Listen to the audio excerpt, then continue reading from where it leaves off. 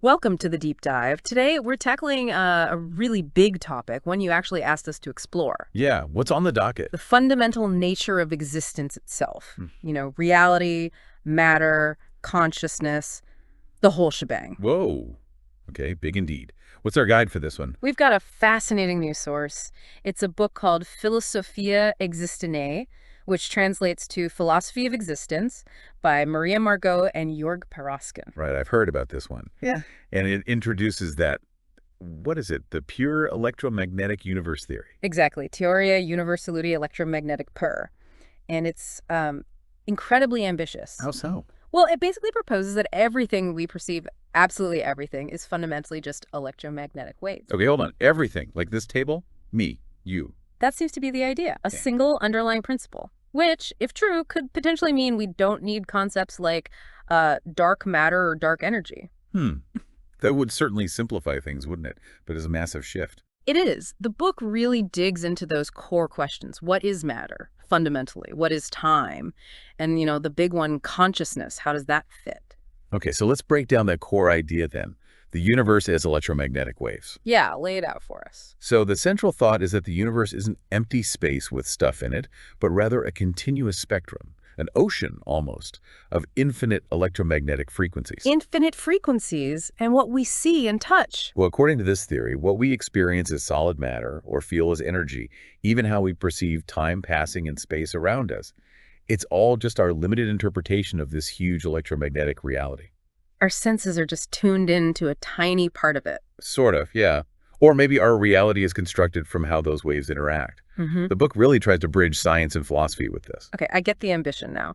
So how does this theory shake up our standard views, like mass and energy, immensiful, and all that? Right. Instead of two separate things that can be converted, this theory suggests there may be just different expressions of the same underlying electromagnetic thing. Like different colors are just different frequencies of light. Exactly like that. Same fundamental phenomena, just presenting differently based on, say, frequency or configuration.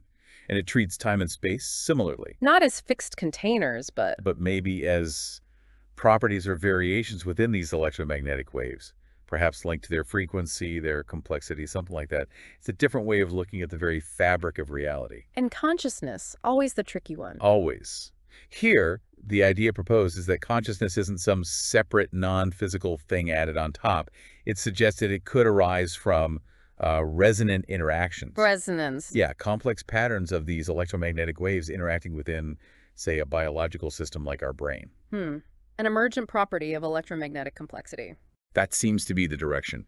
And a key claim, as you mentioned, is that this theory aims for self-sufficiency.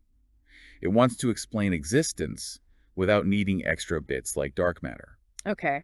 Now, the book apparently also talks about order versus chaos, brings in Newton, Heisenberg, even Buddha. It does. In a section called Meeting of Minds, it touches on that age-old question, is the universe fundamentally ordered or chaotic? So how does the electromagnetic universe idea play into that? Does it lean one way? Well, you could argue that if everything stems from electromagnetic waves governed by, precise physical laws, that implies a deep fundamental order. Even if things look chaotic on the surface. Right. Maybe what we see as chaos is just incredibly complex wave interactions. The theory might even suggest that order, like self-organization, can arise from those complex, seemingly chaotic interactions within this electromagnetic framework. Interesting. And it also touches on materialism versus idealism. Matter first or mind first? Aristotle, Kant, Schrödinger get mentioned. Yeah, another classic philosophical battleground. Where does the electromagnetic view fit there? Is it materialist?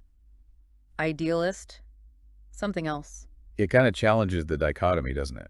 If both matter as we perceive it and consciousness as we experience it are just different manifestations of the same underlying electromagnetic reality. Then maybe the distinction itself is the illusion.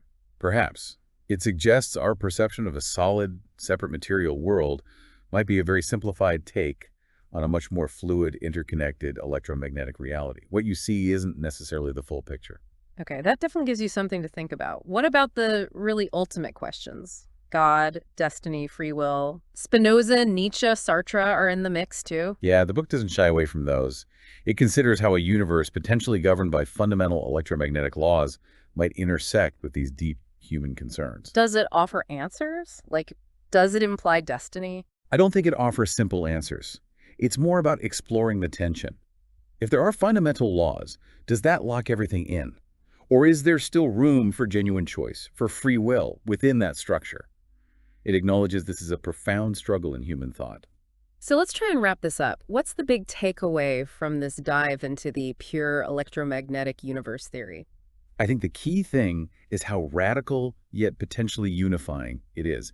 It offers this perspective of a fundamental order based on electromagnetic vibrations. It really challenges our basic assumptions about what reality is. And for you listening, hopefully this gives you a condensed view of some pretty complex ideas, a new lens maybe, this electromagnetic theory, to consider the universe and, well, your place within it. Absolutely. And maybe a final question to leave you with. If reality is fundamentally this symphony of electromagnetic waves, how does that change how you think about yourself, your connection to everything else, to the cosmos? Definitely food for thought, something to mull over.